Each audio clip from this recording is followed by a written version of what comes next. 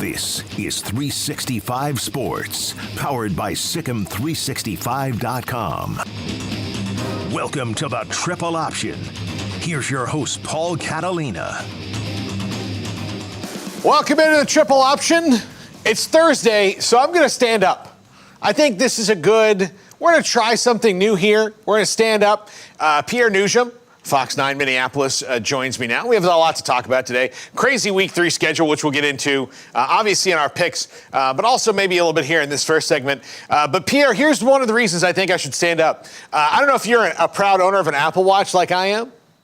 I'm not, unfortunately. Okay, so Apple, sponsor us. Give Pierre a watch. Anyway, I have this Apple Watch, and it has a fitness setting. And so part of the fitness is if you turn it on, it will remind you to stand up once an hour for 12 hours for 1 minute, which is like, this is how bad Americans are at fitness just generally, that Apple has decided that, like, listen, part of your fitness should just be stand up for a minute. For 1 minute. Just stand up for a minute, and then it says congratulations, which is the lowest bar in my life I've ever cleared for a congratulations.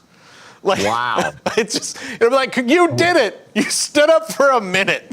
We just keep going lower and lower. The bar just continues to just go all the way down to the ground and sometimes even beyond the ground, Paul. Like that's something I would tell like a 90-year-old man I'm trying to get to use his walker. Like, hey, all I need you to do is stand up for a minute. Just 1 minute and see how it feels. I know you're, in pain and it's great, but you got to loosen up. Like if I was his physical therapist, and then a minute I'd be like, "There you go, Earl, you got it. Let's do it."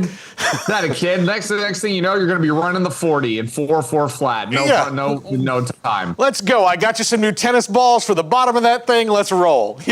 Like that's what it is. But I'm going to stand up because we have to. Here's the other thing we have to do when we do the pick'em in the third segment. We have to like rapidly clear this set. Because we're live and doing things. And Pierre, as a live TV person, you know the chaos that happens when you have to clear a set. Not so much this time. Not so much this time, but you know how it is. Like you get a little chaos, but now we don't have to do that. I wish at some point or another we've got to put a behind the scenes type video of it, because people at home watching local TV, you have no idea what goes on to like make a broadcast like happen in between commercial breaks. Right before the show, just the anarchy that goes down in local TV broadcast news. You have no idea. Yeah, I have a favorite story that involves you.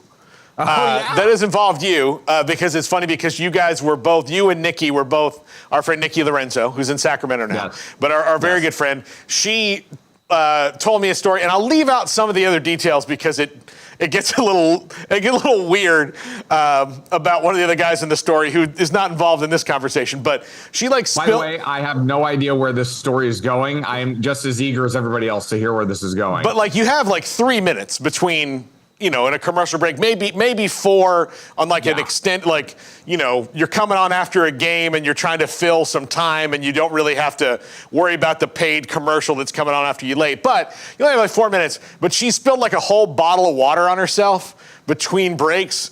And so everybody had to kind of help her. You know what I'm talking about now? You know what I'm talking about? I don't remember this specifically, but that sounds like something she would do. Yeah, like spill the whole bottle of water on herself. So everybody's trying to like be very nice and gentlemanly and like help her clean up and reset. Like, we got to rechange the mic, here because now it's got water on it and we don't want to cut out. So you got 3 minutes to do all this stuff. And I'll just say that your weatherman came in and was like, hey, can I get in on that? Man, oh man. Yeah, so... Spicy times at KCEN. Yeah, but that was like the story she said, like, this is the weirdest thing just happened. And then I think it was on a group text, and then Peter's like, you are an embarrassment. That is definitely something I would say to her. That definitely sounds like something I would say. But yeah, so those things happen. So we're aiming to eliminate that because I am not what you would call agile. Like, I'm very clumsy. My wife tells me about it all the time. Right. So anyway, Pierre, this is a crazy good week in college football. Ohio State, Notre Dame, Oregon State, Washington State, Florida State, Clemson, Oregon, Colorado. Penn State and Iowa is really interesting. Dude, I mean, like, if you want to just sit and park it and watch from 11 o'clock until midnight, or 2 o'clock in the morning if you're Colorado State last week, if you want to do that, if you have that kind of free time, this is the perfect weekend for you. You send me the pick'ems. I know we're going to get to the pick'ems later in the show, and you sent me the pick'ems today, and I said, this is easily the hardest week of the season so far. Easily. Yeah, it's unbelievable. I'm very fired up about it. I say I'm fired up like as a fan, I'm terrified. I'm absolutely terrified. No doubt. Yeah, Florida State and Clemson, 7-year run of not winning. I'm currently living in fear of the pick'em segment this week because I was like, is this the week the other shoe finally drops on me? Because I've had a pretty good run so far, but I looked at the pick, I said, oh God, I'm gonna have to do whatever it is Paul pulls out of a hat, and Lord knows what I'm gonna have to do next week because this week's picks are just that. It feels like every single game is a toss-up. Yeah. So this week we will not be witnessing a punishment. Just so you know, will. We're going to maybe suggest some songs for the punishment, but Jack and Levi tied, so I believe that meant duet, right? Oh, absolutely. That's what I was interpreted to it being. Yeah, absolutely. So I'm going to give them, because they're both very nervous about that particular one. They're not karaoke people. So I'm going to give them some time to get it together and figure it out. I also might, because we don't have any punishments, we might throw in a button of you get to swap punishments with somebody. So okay, I like that. Yeah, that way. Like that. That's interesting to me because I remember on last week's show, the guys were talking about how they are more afraid of doing karaoke than being in a porta potty for a whole segment. And I'm thinking to myself, what? I would much rather get up there and sing terribly than have to do a whole segment in a porta potty, my friend. I was kind of hoping my punishment would be karaoke, to be quite honest with you. Easy, no problem. Yeah. Again, you get a couple in me. I am, like there's karaoke. We're doing karaoke in our place, like when no one's around. It's just that now that people's in front of us, what's the difference? Yeah, look, I'll tell you, if you can't, this is a great date night tip for anybody. If it's bad weather, you can't go out. Like this probably happens to you a lot in Minneapolis, where you've got plans and you're like, all right, we're gonna go out, and then you have like a freak snowdrift blow in, and you don't have anything. Drinks at your house with your beloved, and you just do karaoke. Easily. Yeah. Like that's an easy thing. Not only has that already been done, but it's yes, like a freak snowstorm could happen, but a lot of times in the cold of winter, it's like, well, it's either we stay inside and do something or we go outside and die because it's that cold. Yes. Yeah. So you know. All right, Pierre, we're 25% into the season now, and outside of Michigan State, there's some coaches that are like Nevada. They haven't won in a very long time. That coach is on the hot seat. But there are some kind of weird ones, like Billy Napier at Florida, who's only in his second year. But, that first game against Utah, like, oh, what have they done? Then they pull off a big upset and drill Tennessee last week. Dave Aranda here at Baylor, it's kind of a nebulous situation right now. If they don't show some energy they might be put in a position to make a decision on Dave Aranda. I don't think they're close to that yet. But again, if they start to spiral, then you're going to see something. But I wonder, when is the right time to put the hot seat on the coach? Yeah, I think that you know what, when you texted me that this morning and said and indicated to me that would kind of be a topic of conversation, I really thought about it and I said, well, this isn't the fun answer, but it really depends on the school, the situation that you're in. Like if you're a coach at a D1 program, if you're in the Mountain West, you know, and it depends on how much of a spotlight is on you. There's not that much of a spotlight on teams in the Mountain West or the MAC or things of that nature. So there's context and nuance to it also. Yeah, if you're Billy Napier and you're playing in the ultra competitive SEC and stuff, there's going to be pressure on you from game one. So in my opinion, it's different between pro sports and college sports, right? In pro sports, I always felt that you got to give a program or a coach, a GM and a coach 3 full years to really make a fair evaluation. I think that's about the right time frame. 2 years, you see what you got, and then going into the third year, you're either going like this on an upward trajectory, or it's proven time in a third year. So 3 years feels like a fair barometer to me, but when you're talking about big time SEC, Big 12, ACC football, Big 10 football, boy, it feels like the window's a lot narrower than 3 years, doesn't it? Well, look, college has less restrictions on your roster now than does the NFL. Right. Because, right. I mean, other than the 85 scholarship limit, you saw what Deion Sanders did. He just said, we're going to reboot this whole thing. I'm bringing in everybody. The Texans a few years ago were very clearly, clearing out their roster and trying to build up draft picks through trades and futility. Right. And so they were like, the players aren't trying to lose. The coaches certainly aren't trying to lose. But when you do that, you only have like a little bit of a window to make that count.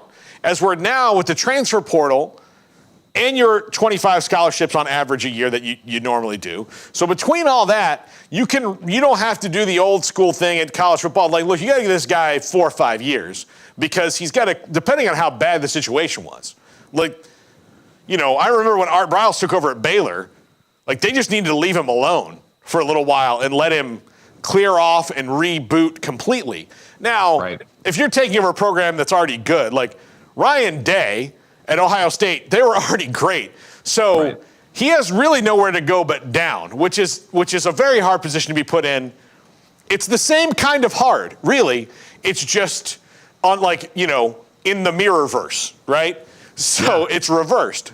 But now I think they kind of have to have 3 years, year 2, you need to be showing some kind of oomph.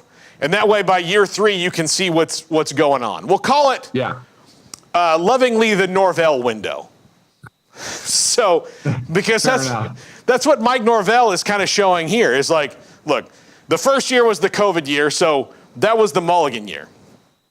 Then 2021, they were so you could see good things sometimes, but they lost to Jacksonville State. Yeah. So you're like, okay, well, there are some good things happening, but you lost to an FCS school, so you can't really, you've got to, the only way you come back from that and completely wipe it off is you get back in championship contention. Then year 3, they win 10 games. So now he's on the up and people are confident about him. But had last year that been 6-6, you'd been like, well, yes, you got them to 6-6, but let's not be crazy here. The goal is not just getting to a bowl.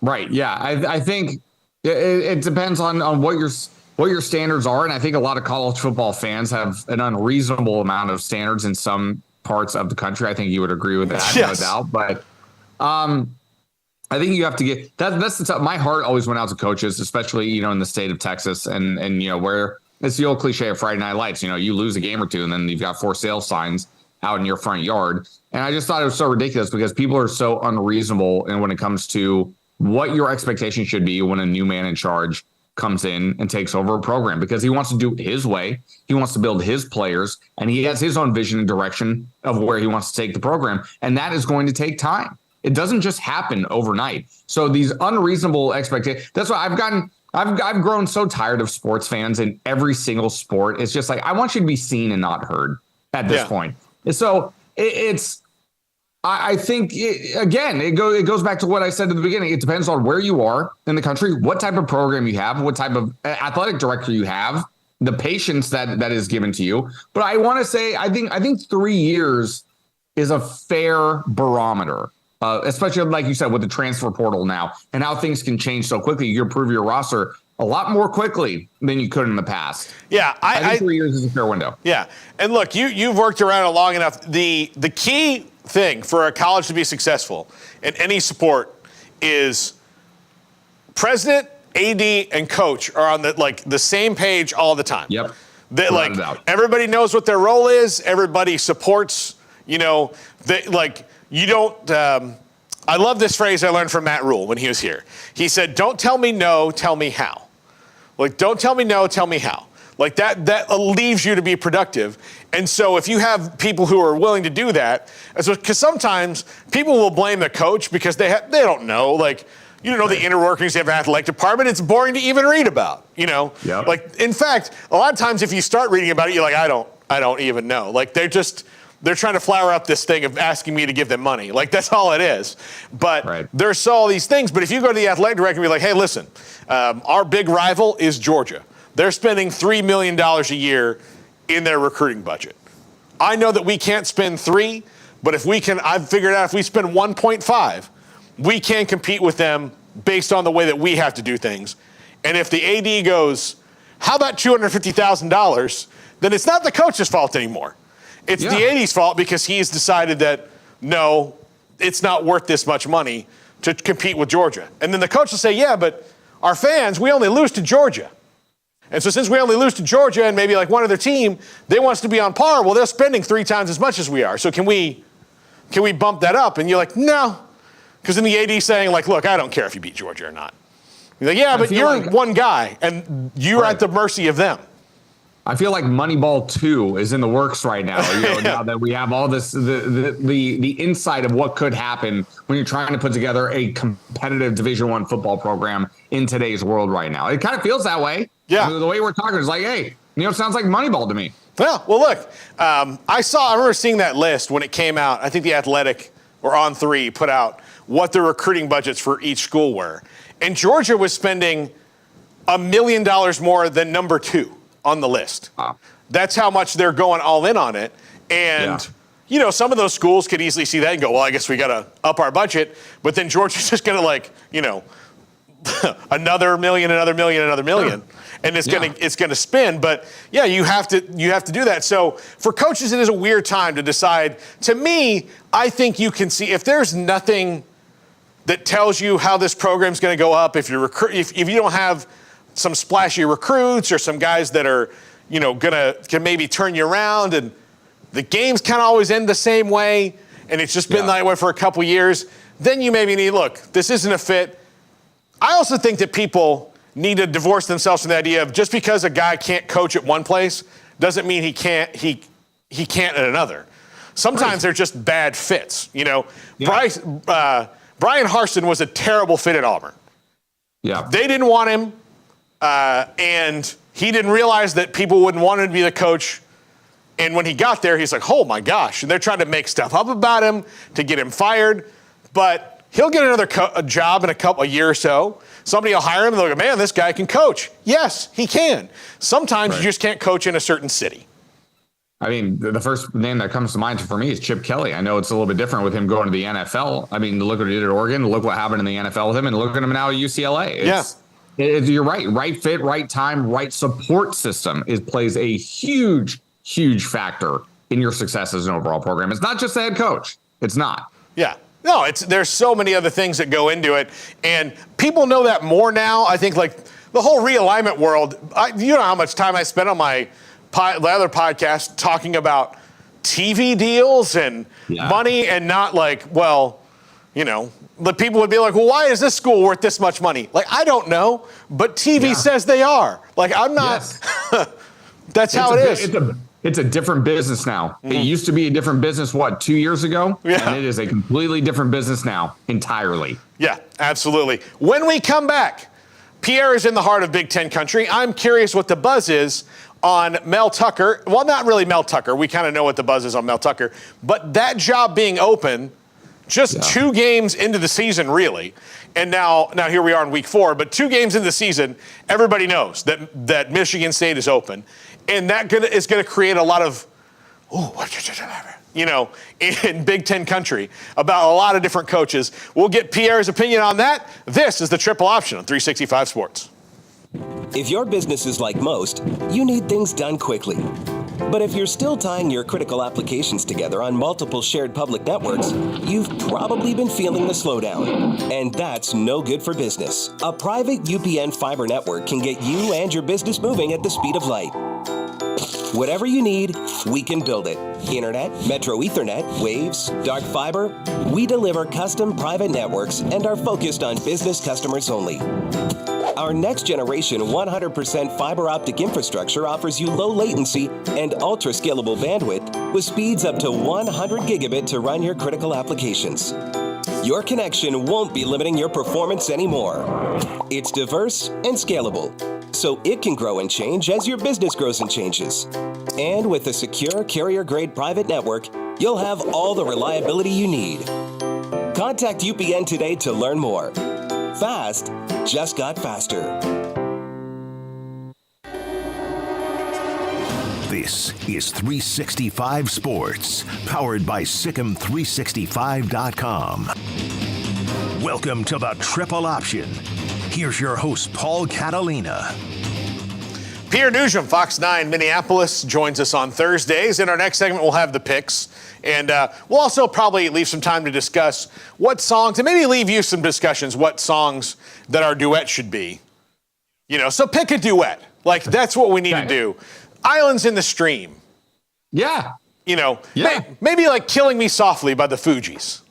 What's the other one? Divided Together? Divided Together. Oh, I probably shouldn't sing myself because I might be a copyright infringement. No, I think that was Islands in the Stream. Oh, is that what it is? Yeah. Is that what it's called? Islands in the Stream. That is what we are. Is that what it's the name of the song? Yeah. I never even knew that was the name of the song. Divided Together. Yeah, that's what I always thought it was. Yeah. I just showed my complete ignorance just now. I had no idea that was the name of the song. Does Young Gravy do a duet with anybody? Good God, he sucked. Yeah, what a freaking disaster of a quote unquote artist he is. Well, did you ever listen to that Young Gravy song I sent you? Yeah, I did. It was not good. Yeah, no, it's not. Betty. Found it? I said, what do you mean went and found it? It's Young Gravy. It's not tough to find.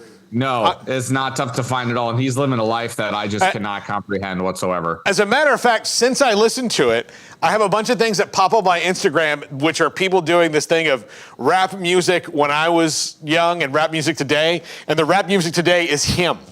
Like, it's him, because they'll play something like Big Papa, and then like they'll play that, and you're like, ooh. Dude. Yeah. It is. Wait, you're just lucky you haven't seen him in person. Yeah. Twice. Yeah. God. Yeah. I can't wait. I can't wait till he becomes old Gravy one day. Yeah, no doubt about it. Yeah. I wonder what the conversation between old Gravy and young Gravy. Yeah, young. Yeah. Yeah. It's just Y-U-N-G. Yeah. Correct. It's like Trump pronouncing hung. Yeah. I would love to see young Gravy kind of look at when he's older like that, just look at videos of himself when he was young, and then just think what old Gravy would say to young Gravy. Yeah. You ever watch home videos of yourself like opening Christmas presents when you were a kid and think, oh, how did I ever get a girl to go out with me?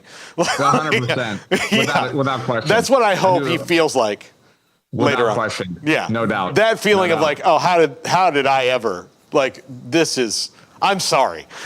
Like, you just call up your parents and be like, hey, listen, I was super hopped up on candy that morning. I have no excuse for my behavior. But, okay, Pierre, Michigan State is open. You are in the heart of Big Ten country. You do the coaches show with a guy I think would probably be a candidate for that job. Now, he can take himself out of that at probably any time. But Michigan State really kind of has to get this right, because Mark D'Antonio went out because he stood in the way of sexual assault and sexual harassment investigations, although now he's back advising. Right. I mean, maybe that's like, in the cop shows where they bring the crook in to show how he'd break in, like so they avoid it. I don't know. You know what I'm talking about? This is 100%. It's like Catch Me If You Can at the end. Yes. Yes. Like that's what it is. But so I don't get that whole thing. But Michigan State cannot mess this up. They really have to get this right. Their administration, this is the AD and president are now probably in question too, in that this has gone on again. Because not only did you have a coach leave for similar issues at Larry Nassar U, yeah, you had a coach that did this to a vendor and should have known that, look, of all the people that you'd be interested in starting a relationship with, you do not go down this road unless you are 1,000,000% sure that this is always going to be mutual. Yeah. 1,000,000%. Like, of all the people you sexually harass, is the lady who came to teach you about sexual harassment is really, really stupid. Really stupid. So you have to get this right. So what's the buzz in Big Ten country about the tentacles of this going out? And, it's not just PJ Fleck. It could be Brian Hartline. It could be, kind of anybody that's an up-and-comer. And look, not even, I mentioned on the show the other day, Jason Candle from Toledo, like guys on the rise. It's going to be interesting to go through a year with such a big job, Michigan State Open, and, around it, how people will react to that. Well, my first initial reaction is, what is in the water in Big Ten? You had Jim Harbaugh or John. I always forget John Harbaugh. Excuse me, because I'm watching the NFL all the freaking time. One of the Harbaughs, I keep forgetting. Jim Harbaugh's at Michigan, but Jim is at Michigan. Yes, I always keep forgetting. Jim, suspended for the beginning of the season. Mm-hmm. Then you had the whole thing, the whole situation at Northwestern with Pat Fitzgerald. That was turned into a very ugly situation as well. And now you have the situation with Mel Tucker at Michigan State. So, first of all, can we get everybody in order, please, just for 5 minutes? That would be nice. When it comes to Michigan State, I know that you had mentioned that, perhaps, PJ Fleck is maybe a guy who could be interested in that job, or somebody that Michigan State would be interested in bringing in. If I was PJ Fleck, not that I'm trying to keep him here by any means, and I'm not, I don't work for him. I'm not his PR man or anything, but if I'm PJ Fleck and I'm looking at that situation over there, I'm not so sure I want to be a part of that situation. Because until that university and that whole administration proves that they can keep things together for more than a year and have the waters be calm for more than a year or two, I'm not so sure I want to step into that. He's got a good situation here. Could he possibly sell Michigan State more than, to recruits more than Minnesota? Yeah, I think he probably could. But we talk about this all the time. We think to ourselves, does the way PJ Fleck run his program, would that work in a lot of bigger other places? And we keep kind of shaking our heads at each other and we think to ourselves, I don't know if this would work in SEC country. I don't know if this would work in Big 12 country. Maybe what will now soon be the former Pac-12, maybe in a school here or there. But I'm not so sure. I think, he's got Michigan ties, that's for sure.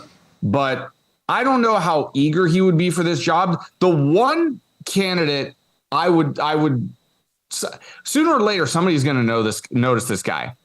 And it's Minnesota's defensive coordinator, Joe Rossi. If you look at the body of work that Minnesota's defense has had over the last couple of years, and again this year, the proof is in the pudding with the way he runs this defense and with the way the guys play hard for him. I don't know, I'm sure he has a desire to be a head coach, but he's never really expressed that with us. So, but he's a guy that I would pay attention to because, like I said, the proof is in the pudding with the way he runs his defense. And these guys really show up for him week in and week out, and the numbers don't lie. So that's a guy I think maybe they might have an eye on if PJ wants to remain here. But as far as the rest of the candidates around the Big Ten who are looking at that job, I think you're probably looking at that job with a little bit of hesitancy after what we've seen over the last, handful of years. Yeah, you know what I would do also, just scheme-wise, I would pick somebody who's maybe a little bit different and out of the box based on what's about to happen to the Big Ten. You've got UCLA, right, USC, Oregon, and Washington all coming in. They all run wide-open offenses. Wisconsin's already reacted to that, and Purdue's already reacted to that, right? So you're going to have, 6 teams that are running those kind of offenses. Matt Rule's not going to really run it wide open at Nebraska, although he'll kind of bend to what the talent tells him to do, but he's not going to run the Phil Longo scheme that they're running at Wisconsin at Nebraska. So you can really say nothing bad about Ohio State's offense. They're fine. Michigan is always going to be built on like big, gigantic. Everybody in the offensive line is 6'5", 325 straight across the board and athletic. So they're going to be built on double tight ends running the football. That's what they do. But if I'm Michigan State, I might want to go outside the box. Look, Jack, our producer, he's a Purdue enthusiast, even though he's a Baylor alum. Would that be a fair assessment of you? Yeah. Purdue enthusiast? And they're starting to run the spread. Are you happy with that? Yeah. They've always run the... But Do you not know who Joe Tiller is? Okay. But they're starting to run the basketball kind on of grass, man. Texas spread now that they've brought Graham Harrell in. Yeah. So Purdue's now leaned into 2 coaches in a row, right? Yeah. So, or 3, I guess, with Braum and but yeah, they're leaning even more into it. They're trying to blaze new trails. So, I don't know. I would bring in somebody like that. What about, and I don't know what his contract situation would be, but we just talked about how the Pac-12 will soon no longer be the Pac-12. But what about Jonathan Smith? Oh, he was number 2 on my list in the top 5 I did the other day. That's a guy I would go out and he's at his alma mater, so it's probably going to take some convincing. But given what's befallen them, that's not his fault at all, and the way that he's got them on the up, I would see like, hey, what's the dollar figure that's going to get you to leave there and come back into the Power 4? Right. I think anyone who would be tempted by it 100%. I think if they want to look on the outside, I think that's a name for sure that you have to keep your eye on with the way he's just turned that program around and how good that they have been so far this year. I think that one thing that I will say, I know we mentioned PJ Fleck as maybe a possibility. One thing that I'll say about PJ is, you and I have talked about this before. A lot of people may not understand, his methods, and they think it might be kind of weird. And the guy, some of the players, they end up talking like him. It almost feels like it's, I know this is a strong word to say, but it almost feels like a cult-like situation with how they use their diction and how they start sounding like him after a while. But I worry about the results, and the results are this program was nothing. Right? I mean, they had a year or two here or there every once in a while, but this program for the most part was nothing in terms of relevancy in the Big Ten, let alone a national scale before he got here.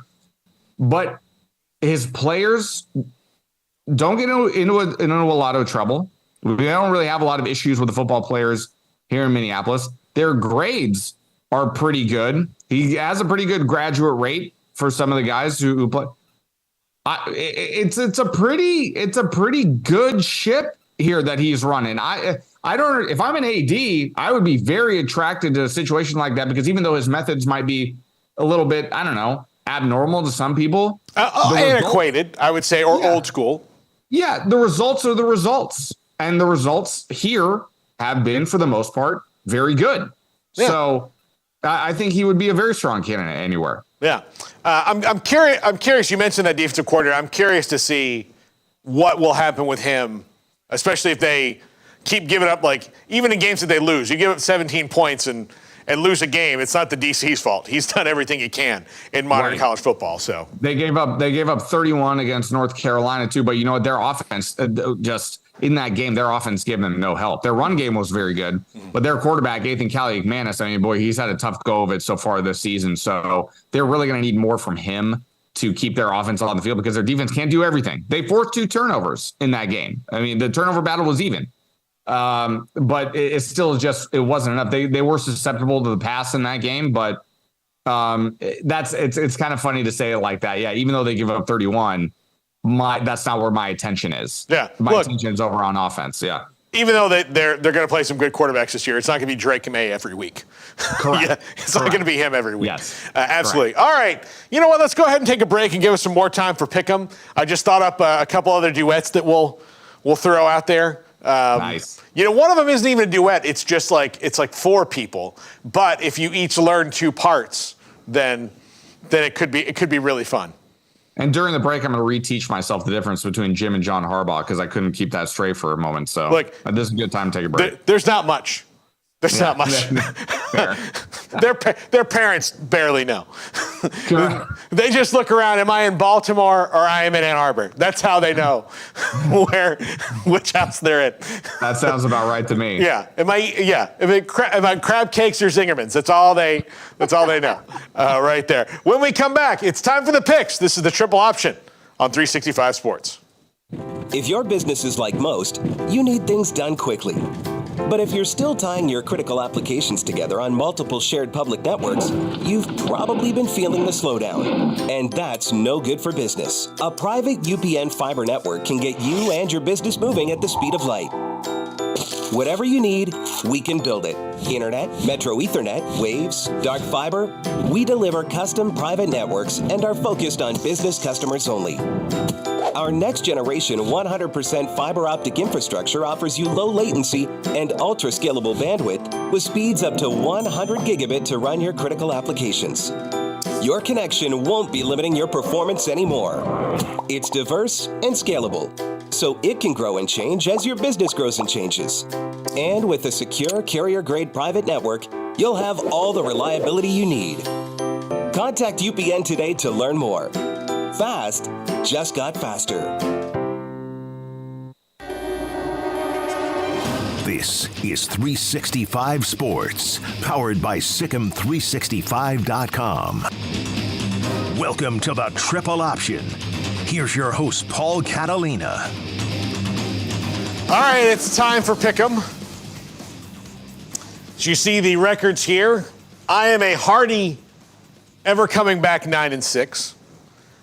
Pierre is 11-4 and in first place and hasn't had to do a punishment yet. Jack is 8-7 and Garrett and Levi bring up the rear at 7-8. Both Jack and Levi went out on a limb last week and got burned. Although Levi claims that the first half versus South Carolina should count for something because he was right for, let's call it 24 minutes. It absolutely should. They covered, and that's what I was going for. Too bad this isn't a pick 'em against the spread. Yes. So somebody had the courage to do it. Jack, who was your out on the limb last week? You picked? I picked Pitt.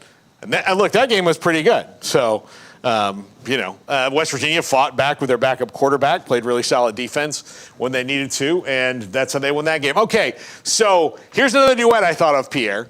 Since you were also a child of the 90s like me, do you remember the song, was it Lady Marmalade, that they did the remake for with Christina Aguilera? Of course. I think Missy Elliott, I can't remember. There were four of them. Little Kim might have been in there.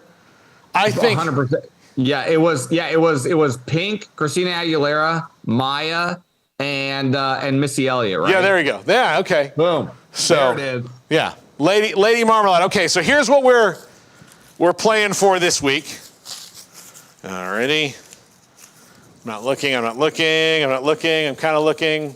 No, I'm not. Hold on. I've got a couple tangled in my hand. Okay.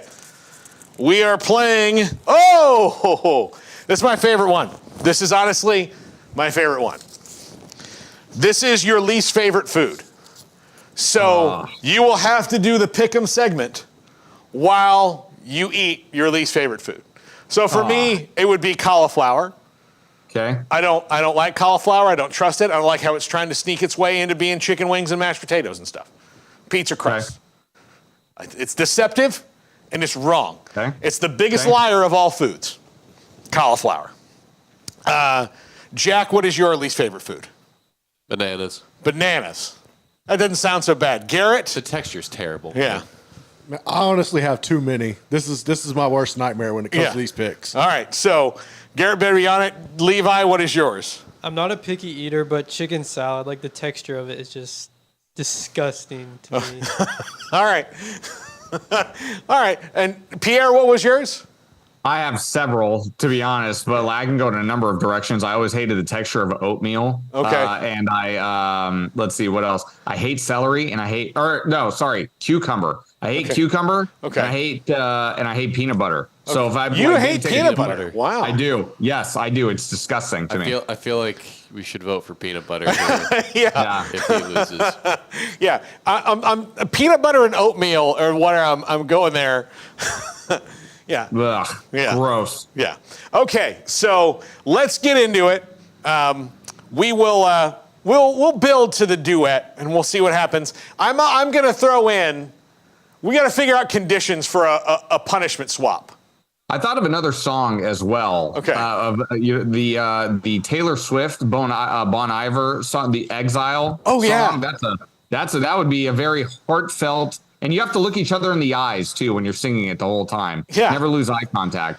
Yeah. Whoever gets the Tay-Tay part has really got some. That's why like my daughter. It's not a duet, but my daughter had a suggestion of 22 by Taylor Swift that they have to sing. Oh, Not bad. Yeah, Not good bad. deal. There we go. I like that. Okay, we'll start. We'll start with Levi. So grab the mic there, Levi. UCLA and Utah. Looks like Cam Rising is going to play in this game for the Utes.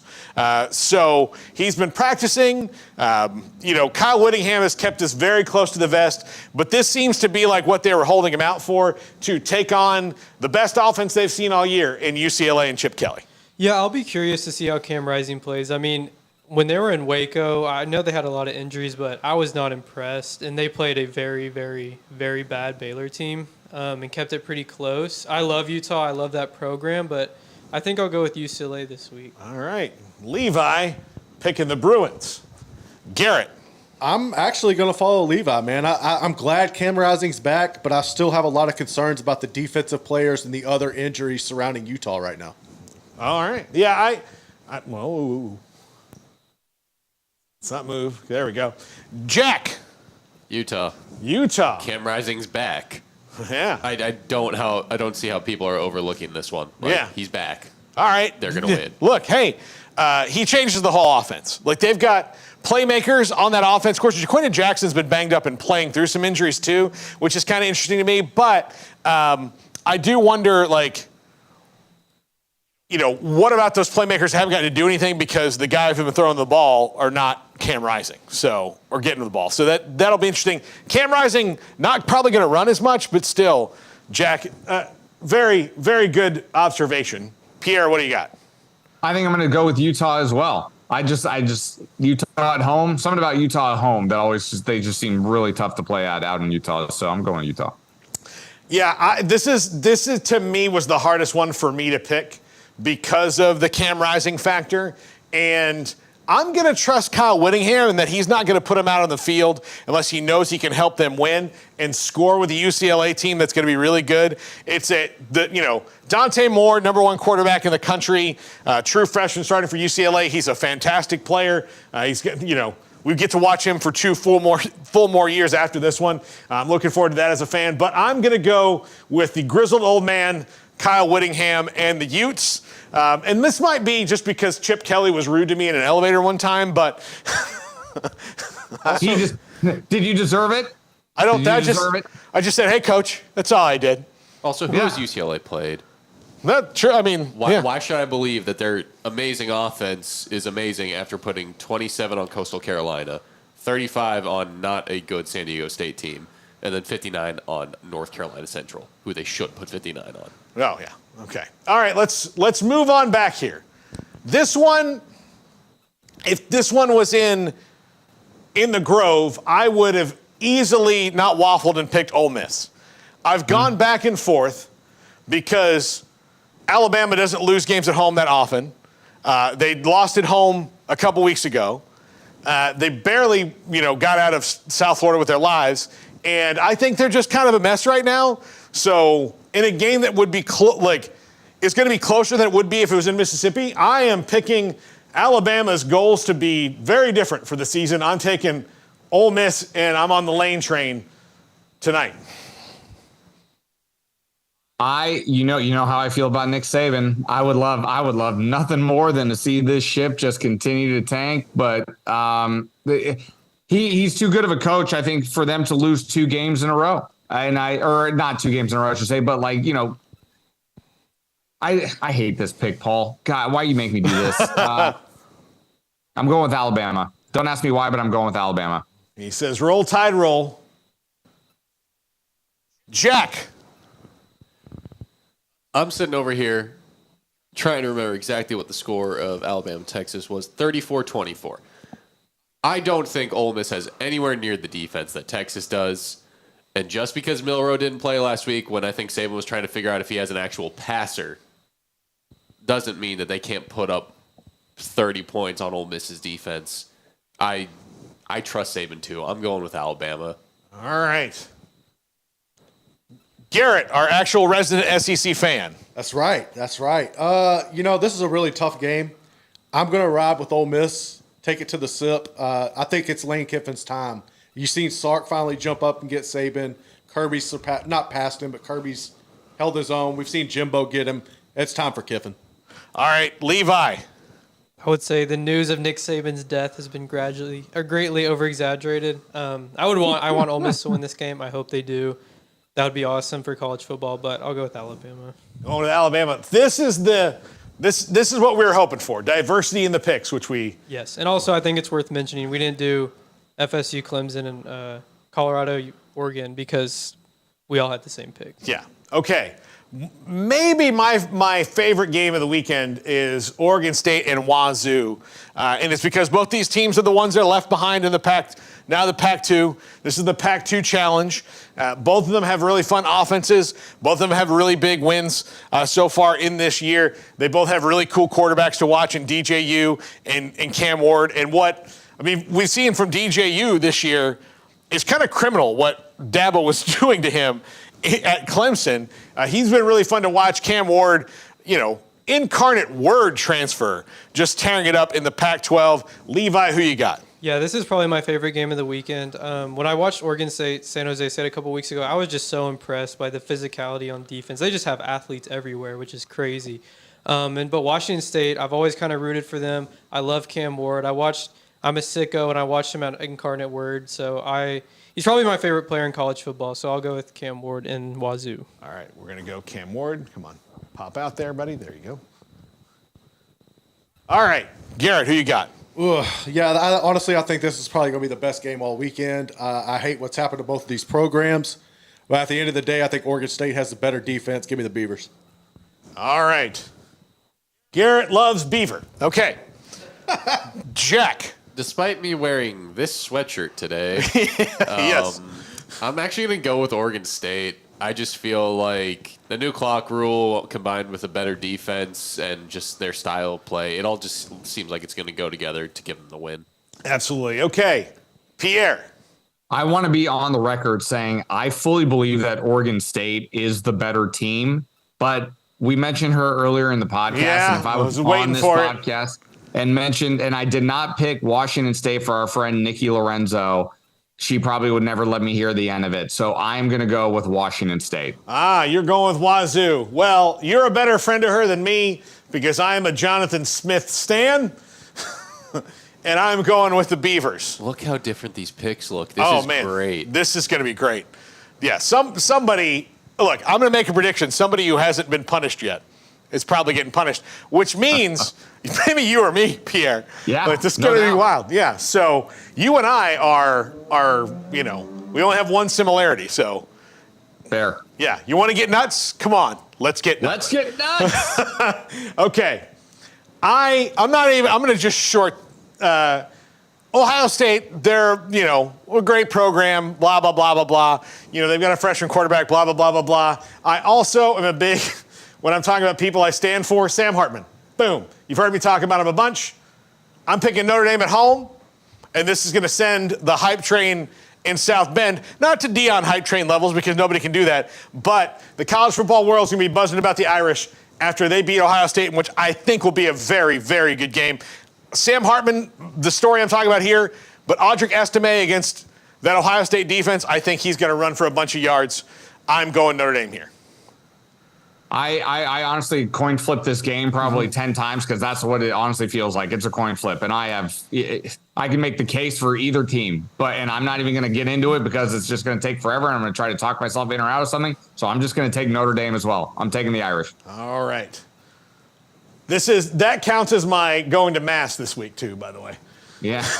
That's a good Catholic boy. All right, Jack, another good Catholic boy.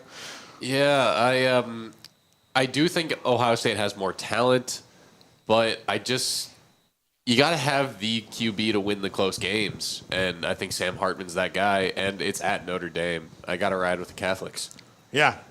And Purdue fan, too. Really hard for you, I know. Yeah, that would hurt, but I also hate Ohio State. Yeah, so it's equal. So, all right, Garrett, who you got? If Brian Kelly was still coaching, I would take Ohio State because he blows it in big games. Give me Notre Dame. All right. Will Levi be the one? I thought I was going to be like the only person that did pick Notre Dame. I feel like for the past decade in these types of games, Notre Dame just always chokes, aside from like that one Clemson game. But I love Sam Hartman, and I think it's going to be tough for Ohio State with the young quarterback to go on the road. So I'll go with the Fighting Irish. There we go. We actually all Did not agree. expect that. I did not. I thought that one would be all over the board. This one I'm curious to see. Levi, we'll start with you. BYU and Kansas. BYU really showed out against Arkansas last week against an athletic quarterback in KJ Jefferson. They're going to play a guy who I think is better in Jalen Daniels at Kansas. We had a question, Pierre, earlier on the summer from a listener that said, if you could take any quarterback in the Big 12 and put him on your team with 2 minutes left, who would it be? I think we all voted for Jalen Daniels because he's just, like, in that situation, that's the guy you want. No doubt. And so the fact that we're picking Kansas and confident in Kansas shows you where Lance Leipold has taken that program. So, Levi, I'll let you go first. Yeah, this is a really interesting game. Kansas is favored by 10. That's pretty surprising to me. Honestly, what was more surprising was this offseason, like BYU being projected towards the bottom of the Big 12. I'm like, I never got it because they've been playing such a tough schedule that I figured they would be one of the schools that could translate the easiest. And so even though they're big underdogs here, I'll go with BYU. You are going with the Mighty Mormons. BYU, okay. Garrett. Yeah. I think I'm going to ride with BYU in this one. Okay. I went against the grain last week. They proved me wrong in Fayetteville. All right, Jack. So last week on Garrett's and my podcast, I actually took BYU. I don't know why I didn't carry that over to this show. Would have helped me out. Yeah. But I just don't see them going on the road 2 weeks in a row and stealing a win. Not like steal, but, you know, I like Kansas's talent. I love Kansas's coaching. So I got to ride with the Jayhawks at home. Yeah. All right, Pierre, who you got? Yeah, last week we all took Arkansas over BYU, and they all, BYU made us all look foolish in that pick. My gut is telling me that, like, I should stick with B. I like the hot hand here with BYU, but I'm not going to do it. I think Kansas is a better team. I'm going to go with Kansas. All right. Although I would say 10-point spread feels a bit much in this situation. It does. It does. Look, this is, I don't have to do this for football. If this was a basketball game, I would have to pick Kansas. Homer. My wife is a Kansas grad, and when it comes to basketball, to say rabid fan would be putting it mildly. Like Cujo rabid is how she is when it comes to basketball. But I still want to score some points with my wife, and I do think Jalen Daniels, the difference in this one, to me, I think he covers. The 10-point spread feels big. I think Jalen Daniels will cover it. Big fan of Kalani Sitake and what he does at BYU. But I think on the road, 2 weeks in a row, like Jack said, a quarterback who's better than KJ Jefferson, and that game was right down to the end against Arkansas. I like Kansas to go, 4-0 this week. Second straight 4-0 start. Second straight 4-0 start under Lance Leipold. I'm going Rock, Chalk, Jayhawk. I love you, Amanda. There you go. I think he was tasked with working in the phrase Rock, Chalk, Jayhawk. She didn't even know. She didn't even know. I'm going to surprise her later. Or if she's watching now, but she's working, so. I'm looking at the board, right? I don't see a single same column, I don't think. Am I seeing that right? You're I don't right. think any of us has a single same column. No, You're right. absolutely not. Yeah. Wow. Yeah. So this is going to get wild this week. This might be where we catch up to you, Pierre. Well, I mean, it's certainly a good. I could only ride this train for so long. I knew this wasn't going to last. So, Paul, you and I each only have one difference with Pierre. Yeah. Well, So Garrett and Levi can make up the most ground on Pierre this week. yes. So true. We coming. True. All right. Two games we did not pick because we thought everybody would go all the same way, but we'll talk about them because we got a couple minutes. Pierre, how do you see Florida State and Clemson going, and how do you see Oregon and Colorado going? Well, I can never make you upset on your own show. So, I'm going with Florida State. I think Florida State, they're playing really good football right now, aren't they? I mean, they just look like they're pretty dialed the in. Boston College scare last week was a lot, but I'm hoping it was just kind of escaping a trap game. That's the thing. Even when you have games like that, if it's closer than you think, I still don't think it's all that bad because I'm the kind of guy that always thinks you only got to win by one. And I don't like the idea of style points and stuff. You find a way to get the job done, and that's good enough for me. You got the job done. So I'm going with Florida State. What was the other one you said? Oregon and Colorado. Look, Oregon's 20-point favorites in this one. This is Deion's biggest test so far. But how do you see Colorado taking on what is going to be by far the best quarterback and offense they've played? And that even includes TCU, who's got a really good offense, but Bo Nix is a really, really good player. Really good player, and you already know probably what the message is in that Colorado locker room, all the way from Deion. Deion is like, they're doubting us again. What did we do in week one? What did we do last week when our backs were up against the wall against Colorado State? Well, what reason do we have to believe that just because it's number 10 Oregon that we have to suddenly fold and come back down to earth? Why do we need to think that at all? So while I don't think it'll be, again, I think that sounds like a pretty big spread to me. I don't think it'll be that lopsided of a game. I'm still going to go with Oregon, but I definitely don't think it's going to be a 20-point game. I can tell you that much. That's for sure. Yeah, I think that's going to be a tough cover for Oregon. That to me only gets covered late if they have a couple kind of like wild plays at the end if Colorado was like trying to get back in it. So that's going to be interesting on Saturday. All right, Pierre, thank you so much. Enjoy your weekend. We will talk to you next week, and hopefully we are finding what your least favorite kind of peanut butter is. If you're like, gross. If you hate Skippy more than Jif or more than Peter Pan. I couldn't even tell you. I've never had like any of it, so I couldn't even tell you which one's the worst one. Okay. They're all the worst one in my opinion. When was the last time you had peanut butter? Probably as a kid, a peanut butter jelly sandwich, I would have to like stomach through. I can get through a peanut butter and jelly sandwich, but on peanut butter, because what do people put, like, what is it, ants on a log? Is that what it's called? They put a little on a celery stick? Yeah. That's disgusting. What with is wrong raisins with on it? Yeah. We fought wars so we wouldn't have to do this. Like, that is disgusting. Come on now. Yeah. All right, Pierre, have a great weekend. Thanks everybody for tuning in. Look at this wild pick'em that we have going on. Oh, I'm going to be eating some cauliflower. I just feel it. Man. And here's what I'll do, because our staff here, Pierre, is a little bit concerned that I'm making them do all this stuff. If it is cauliflower, I will eat every kind of cauliflower that you guys can think to throw at me. Plain cauliflower, cauliflower pizza, the just bull crap that is those cauliflower chicken wings. I will muscle it down the whole segment because I care about these guys.